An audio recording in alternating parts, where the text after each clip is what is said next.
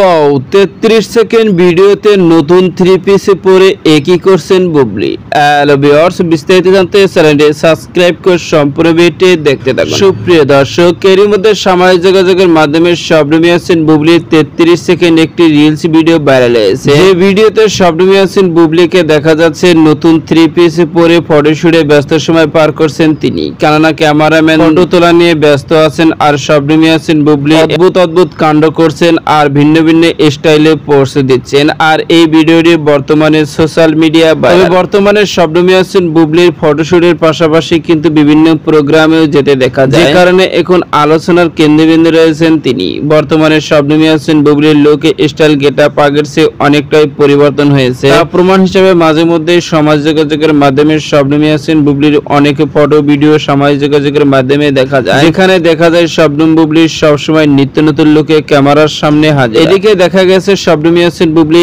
ঈদ উল ফিতরে একটি সিনেমা মুক্তি পেয়েছিল, যে সিনেমাতে বেশ ভালো অভিনয় করেছিলেন তিনি, কেননা ভক্তরা নানা রকম প্রশংসা করেছে তার লুক স্টাইল গেটআপ অভিনয় দেখে। বর্তমানে শবনম বুবলির সব নায়িকার চেয়ে এগিয়ে রয়েছে, আর সেই কারণে তো সারা বছরই কোনো না কোনো সিনেমাতে কাজ করে, বিভিন্ন ফটোশুটেও দেখা যায়। সব মিলিয়ে বর্তমানে শবনম বুবলি অনেকটা ভালো সময় পার করছেন, এমনটি শোনা যায় সোশ্যাল মিডিয়ায় বিভিন্ন গণমাধ্যম থেকে। সুপ্রিয় দর্শক, ভিডিওটি আপনার কাছে ভালো লাগলে একটা লাইক দিন। নিত্য নতুন ভিডিও আপডেট পেতে চ্যানেলটি সাবস্ক্রাইব করুন। অসংখ্য ধন্যবাদ পুরো ভিডিও করার জন্য।